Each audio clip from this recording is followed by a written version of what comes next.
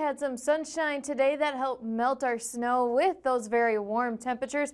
But now that we're falling below freezing, we could have some slick roadways and sidewalks tonight into tomorrow morning. Right now, 26 degrees at Lake Metagoshi. And if we look at some of our high temperatures from today, upper 30s and low 40s, that is about 10 degrees above normal. And we are going to stay in this range as we head through the rest of this week and into this weekend. So as we head overnight tonight and into tomorrow morning, we could have some thicker clouds start filling in. We'll keep our winds mostly light, and look at these temperatures in the 20s, so about right where we're sitting right now. And that is a little bit above normal for those morning low temperatures. Now we do have a chance of some light rain showers, especially in the morning hours. So we'll keep an eye on those as they could move through the area and produce a little bit of very light rain showers. But by noon, temperatures still in the mid to upper 30s. That is still well above normal with light winds.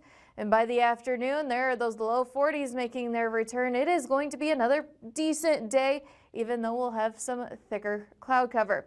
So for the day tomorrow, again, cloudy, mostly light winds, upper 30s and low 40s, so much like it was today with a little bit less sunshine. About the same on Wednesday, a little bit of cloud cover, upper 30s and low 40s. But Wednesday, we're watching that chance of some stronger winds starting to move in.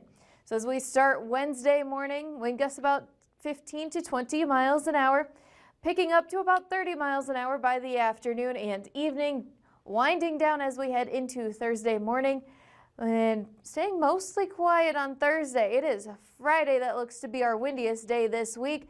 Wind gusts of about 30 to 35 miles an hour by 2 a.m. on Friday.